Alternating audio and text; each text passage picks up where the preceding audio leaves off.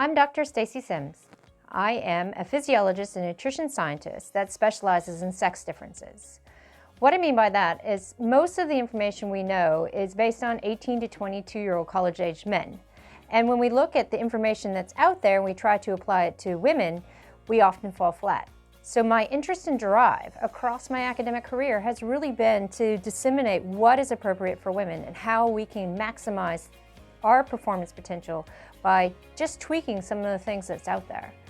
I guess I should really start by saying all of my life I've been a little bit inquisitive.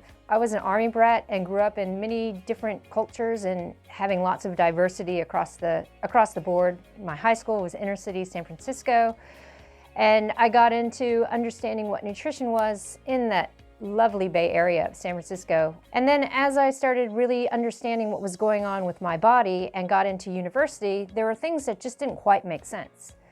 I went to undergraduate at Purdue and started really asking questions in my metabolic classes, where I was a research participant in a lot of different studies. I was also one of the students that was always like, yeah, I'll run on a treadmill. But often the results came back and they would just wash them away or say, oh no, this is an anomaly, because I was up against some of the boys. And when I started questioning why my results were kind of disregarded, they said, well, you know, women are anomalies and we don't really study them. And I would always take a step back and be like, well, we're over half the population, so why are you just either washing our results away or not including them or just saying they're an outlier? And it comes down to, well, women have a menstrual cycle and evidently that makes us too difficult to study. As I really started pursuing my academic career, I was also an athlete. And there are questions that would come up as an athlete of why our boat as a rower at Purdue was a little bit flatter and maybe not so quite on point as some of the boys' boats when we were actually doing the same training and eating the same way and recovering the same way.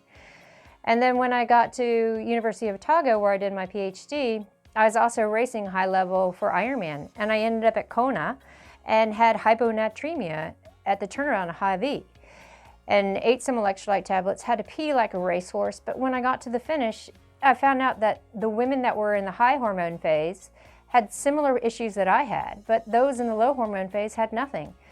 They just did the race and were absolutely okay as you can be doing Kona. But it was really interesting that those of us who came over from New Zealand had done the same kind of heat preparation and the same nutrition, but it was that definitive point between the two phases that really started the impetus of my PhD.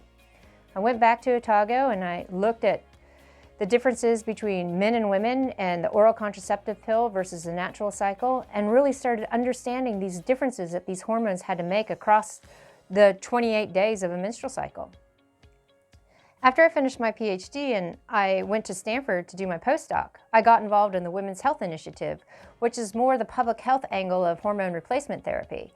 Having one hand in human performance and one hand in the public health, as well as being a top-level bike racer, I was able to really get insight into some of these things that were happening across the board with my teammates. And at the same time, I was developing a hydration product that soon launched on the market, and I met Celine Yeager, and she was a participant in some of the camps that I had, trying to get her and some of the other female journalists out there to understand why women needed something specific for them. And at the end of a couple of the camps, she said, we should really put this information out there as a book.